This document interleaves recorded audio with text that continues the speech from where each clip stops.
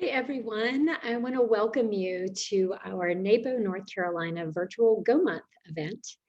My name is Perri Kersh, and in just a second, I'm going to start sharing my screen so you can walk through my slides with me. My business is Neat Freak Professional Organizing. I'm based in Chapel Hill, North Carolina, and I work with individuals, students, small business owners, and families, helping them organize both their space and their time. And I'm also the president of NAPO North Carolina, and I'm really thrilled that you've joined us today for this virtual event and hope that you're all going to walk away today with some tips and strategies that will help you make 2021 your most organized year yet. I was talking to a client the other day and we were joking about how the year 2021 has a lot of pressure on it. Last year was pretty low bar, but everybody seems to be setting some pretty lofty goals and hoping that this year is going to be better. And if organization is one of those things that you are hoping to improve on this year, then I'm hoping that today is going to give you some of those tips and strategies and just motivators to help you achieve those goals. So I am going to share my screen here and get us started. I tend to talk with my hands a lot, so I'm going to make myself small so you guys can pay attention to the screen here and just tell you a little bit about our event today and then also just jump in with my presentation. So NAPO North Carolina, we are the National Association of Productivity and Organizing Professionals, and we are the North Carolina chapter of that. I'll share with you a website at the end that will tell you a little bit more about how to get in touch with our chapter if you are looking for an organizer to help you get and stay organized this year. So again, thanks for being here. I'm going to be talking to you guys today about what I call business as unusual. Why, yes, I'm still working from home. And we will be talking specifically about creating an organized work from home environment, but a lot of this is going to apply to schooling from home as well. So for those of you who have kids at home who are still online doing school, you're going to hear some strategies in here that will hopefully be helpful for you as well. I want to take us back for just a second to March of 2020, when overnight, practically, everything shut down. We went from going about our business, running errands, going to work, going to the gym, taking our kids to school, to right around March 13th, everything just shut down. And overnight, many of us had to set up a classroom in our home or an office in our home. And this is not an easy thing to do. We were kind of in triage mode. We were just throwing this together at the last minute. You couldn't buy a desk online anywhere. Desks were sold out. We were cobbling together our Wi-Fi to try to make this work, and we were kind of in panic mode. But you know, we got crafty about it, and most of us probably had the expectation that this would last for a month, maybe 2 months. Certainly by summer, we'd all be back to normal. But here we are, January 2021, and we're still in the same situation. Many of us are still working from home if we're privileged enough to be able to do that. And we're kind of used to it at this point. But it might be that our situation is not necessarily ideal. Floodwaters are still rising. You may be hearing from your workplace that you're going to be working from home for quite a bit longer. I know some businesses have already said it will be at least the end of summer before people are coming back into offices. And some people may be deciding that this is a strategy that can work for them long term. So with this in mind, I think it's really important that we take a look at our workplaces and try to set up the most ideal environment we can to be able to work from home successfully and be productive. So I'm here to tell you, it does not have to be that we're still in triage mode. We can start to put together strong organizational strategies and principles that can help us be successful while working or schooling from home. So my first recommendation to you is going to be that you assess your current situation. Those of you who are watching this virtual session today in your workspace, I just ask you to take a minute and look around at your space and think about what's working for you well here, and more importantly, what's not working for you in this current situation. What kind of distractions do you have? What kind of tools do you lack? What frustrates you during your workday that you find that is just not really helping you be as productive as you would like to be? Same thing can apply to your kids schooling from home. Look around at their school environment and think about it and maybe have a conversation with them. What's working for them and what's not working for them? And let's talk about a couple of things that can help you to maximize your work from home setup.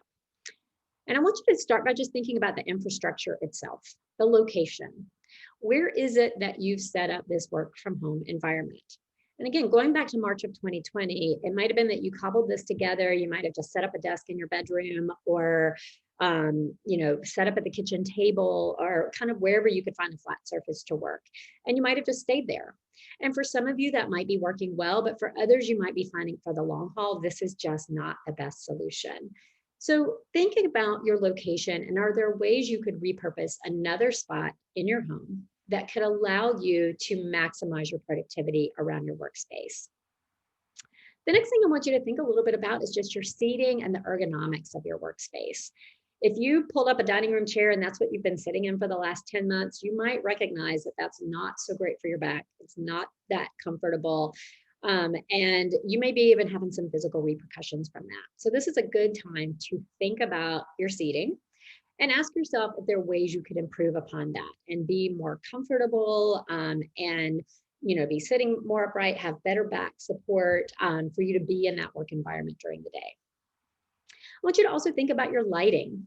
What kind of lighting do you have set up in that workplace? Is there directed task lighting over your workplace that is helping you to see your computer well, to be able to read documents, to keep from overstraining your eyes during the work time?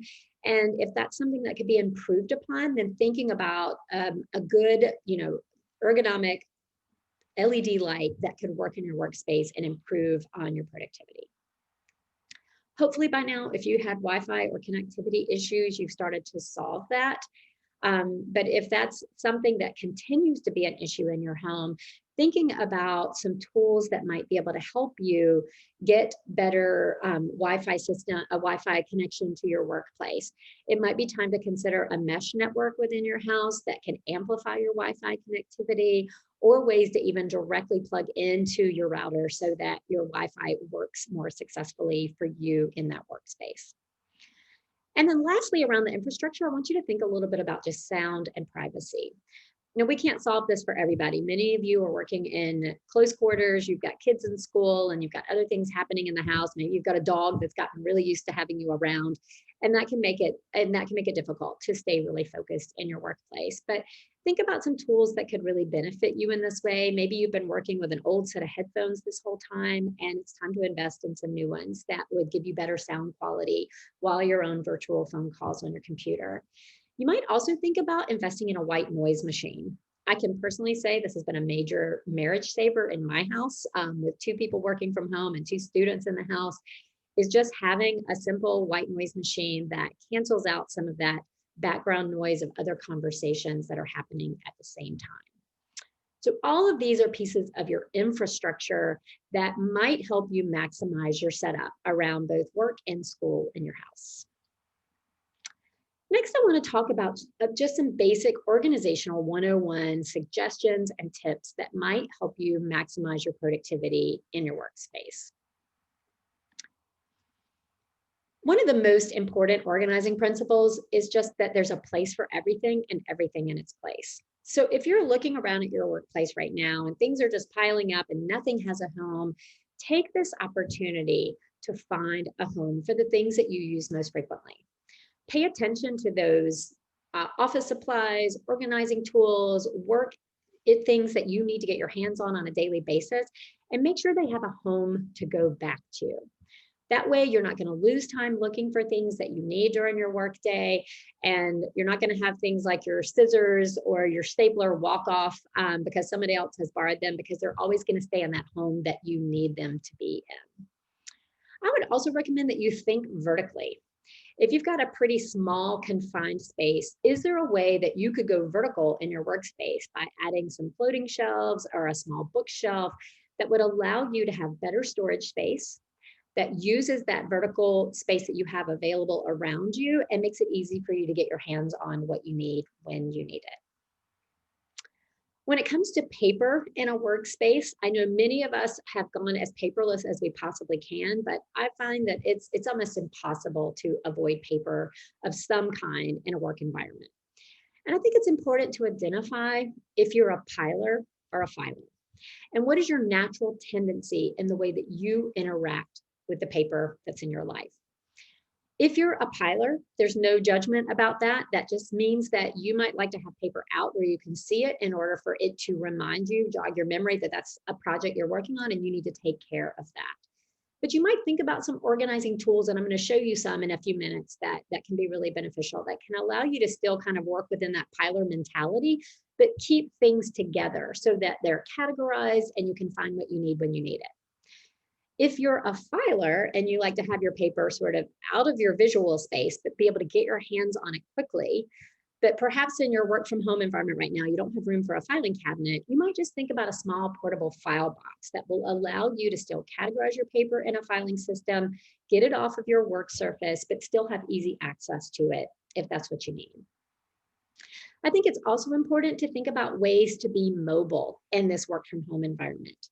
You may be asking spaces in your house to multitask. Like maybe you're working at your kitchen table, but you also still need to eat at that kitchen table. So look for tools that can allow you to be mobile in that workspace so that you can pull out what you need when you need it, but you have a way to pack it up and move it to another location so you can do that other task in that space. And this can apply to kids who are doing school from home at the kitchen table. Think tools like a small caddy that allows them to keep their pens and highlighters and rulers and all of those tools available to them, but then they can pack it all up at the end of the day and move it off the table.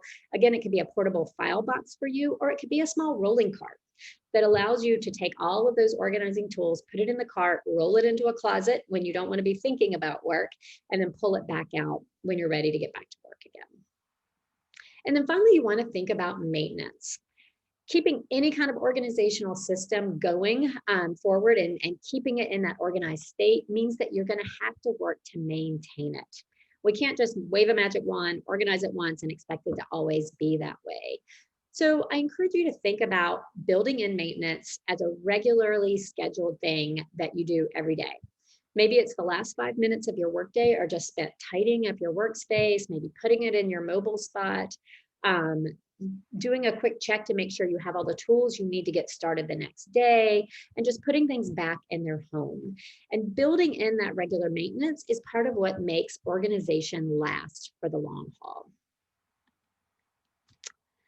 The next thing I want to spend just a few minutes talking about is time and how it's also connected to our work from home life. And I think what's been so interesting about time during the pandemic is that it's kind of lost some of its meaning. If you've had one of those days where you wake up and you're like, it feels like Groundhog Day, same thing every day, you're not even sure what day of the week it is. We've lost so many of those touchstones that allow us to sort of go through the regular rhythm of our day that are associated with time. And I think that can really have an impact on our productivity and, just how we set some boundaries between what's work life and what's home life. So I'm going to share with you a couple of strategies to help you think about time and how that might impact you in your work from home life.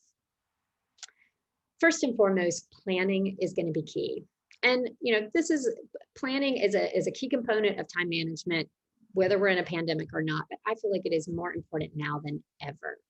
Spending some time with your time management tools, be that your digital calendar or planner or your paper calendar or planner, every single day, mapping out what are the key things you need to get done today, what are the most important tasks that have to be handled, plotting those out and building them into a specific time of the day, and looking ahead long term, but also spending a little bit of time reviewing what got done yesterday, what didn't get done yesterday, and how do you need to build that into your day today.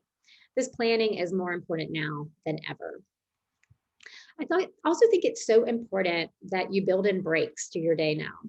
We don't have the water cooler to gather around and talk to our colleagues when we're working from home, unless you count that being your dog or your kids who are schooling from home. We don't give these sort of natural breaks in our day, the time between meetings, the networking, that sort of thing. And it can be really easy to just lose an entire day because we're just head down, staring at a computer all day long. So I think it's really, really important to build in some breaks for yourself. So you can walk away from your computer, you can take a break, you can stretch, get out of that chair and just do something different, get your head into something else for a few minutes. There are a couple of apps that can be really helpful to remind you to build in these breaks. And I'll share a couple of those with you right now. One is called Stand Up, the work break timer. Another one is called Randomly Remind Me. And a third one is called Timeout.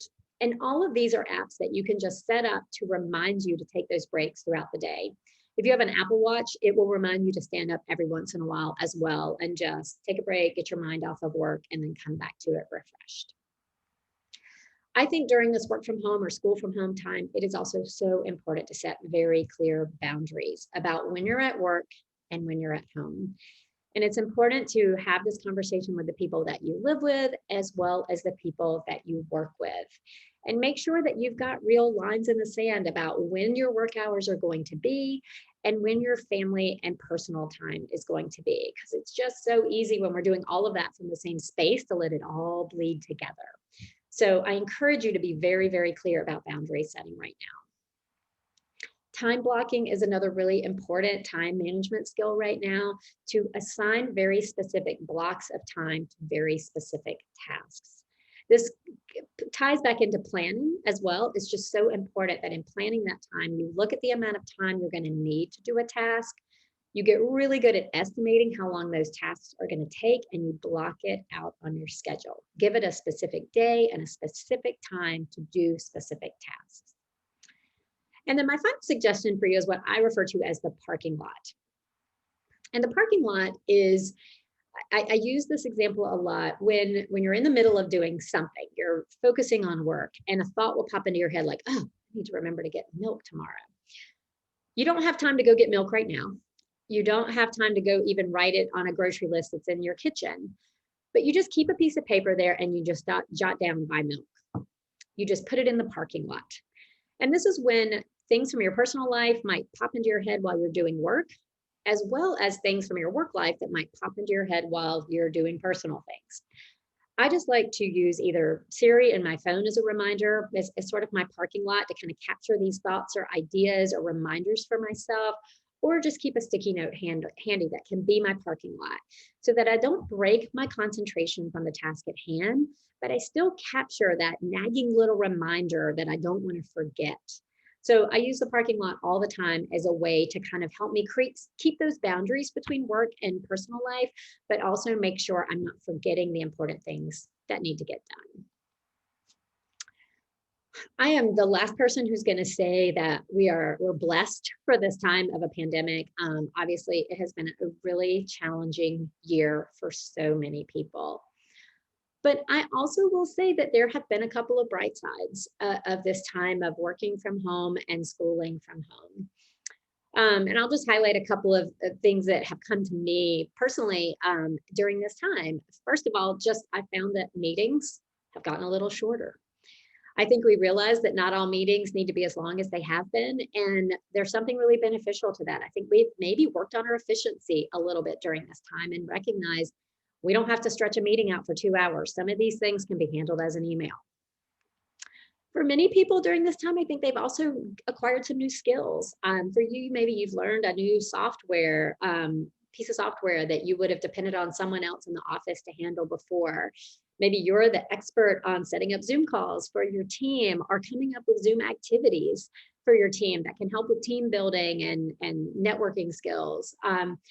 Maybe it's just a personal skill that you took up, like cross stitching or knitting during this time. That was just something to pass the time, to tap into that creative part of your brain a little bit. But I do find that during this time, a lot of people have acquired some new skills, and that can be a really good thing. I think research is panning out that we're also starting to see a little more equality during this time, that certain people who maybe during a meeting would have been talked over or not given an opportunity to speak up or not felt comfortable speaking up might feel more comfortable speaking up over Zoom or over a virtual call than they did during a face-to-face meeting. And that can be a real positive thing that has come out of this. I also find that we have a lot more empathy for each other. There is just something about getting a glimpse into people's homes and their lives and seeing all the things that people are juggling during this time, and that we are, I hope, a little more empathic about how challenging this time has been for our coworkers and our classmates. Um, just surviving this past year, I think is remarkable in and of itself. So being more empathic, I think, is a real upside. I would encourage you to think about your work from home space in a way that you might treat yourself. And that could be as simple as just buying your favorite scented candle online to have in your workspace, or treating yourself to a better chair. If you know you're going to be in this for the long haul and you need to be more comfortable and take care of your body more in your workspace, it's time to treat yourself. We're 10 months into a global pandemic. Treat yourself to something that makes your workspace more comfortable for you and a better environment in which to work. And did I mention shorter meetings? I have to say it twice. I think that's a huge benefit. Nobody wants to be in more meetings right now. So just so good, I had to say it twice. All right, I want to share with you a couple of organizational tools now. I'm just going to show you a couple of visuals. This is one of the questions we as organizers get all the time, like, what are your favorite organizing tools? What are the things that you would have in your home office? And then so I'm going to show you a couple of my favorites. And most of these are things that you could purchase on Amazon or from any office supply store in your area. The first is to think about ways to find creative use for space. If you're in a really, really small, cramped home office space, again, these are ways that you can go vertical, as I mentioned earlier, using tall, narrow bookshelves to give you more vertical space to keep the supplies handy that you need when you need them. I also love using the inside of closet doors. This is such an often overlooked potential organizational storage space because, again, it's vertical. It puts things on that you might use on a regular basis, like right at your fingertips. You can sort and categorize things, which organizers love. And so these are tools, just some over-the-door shoe pockets or a door-mounted rack system that can allow you to find some storage space in places that you might not have imagined before. We talked about whether you're a piler or a filer. These are a couple of my favorite tools for thinking about managing paper in a way that works for you. Just a simple portable file box can be a great way to file things. It also gives you that sense of mobility if you're having to use a space for both working or schooling from home and a place to eat or a place where you play games as a family. So a portable file box can be a great tool. These clear plastic paper stackers I love because they allow you, even if you're a piler, to still sort and categorize your paper by project and label it and know where it is so you can get your hands on it when you need it. And then this Pendaflex system is a really cool one. It incorporates color, which can be a real good way for you to sort of associate a color with a specific category. And it can hang on the wall, hang over a door, and then it just condenses down to something you can take with you. So again, it gives you that mobility, which is so important. And then finally, there are things on wheels. I love tools that are on wheels. This allows you to multitask in your space. It allows you to sort and categorize. It gives you some really good, solid work from home tools that can make a workspace work for you for one function, but then tuck it away, wheel it away. It helps you set that boundary too. If you don't want to look at your work stuff all weekend while you're trying to have your family time, you can wheel this into another room or into a closet, not look at it, and then pull it back out when it's time to get to work. So things that are on wheels, favorite organizing tools for all of us. All right, so that's what I have for you today in our ideas about business as unusual, working from home. If you are in need of help from a professional organizer, I encourage you to go to naponc.org. This is our website for, again, the National Association of Productivity and Organizing Professionals, the North Carolina chapter. We have organizers across the state who can help you both get and stay organized. Again, my name is Perri Kersh with Neat Freak Professional Organizing. Thank you so much for being here with us today. And I hope that 2021 for you is your most organized year yet.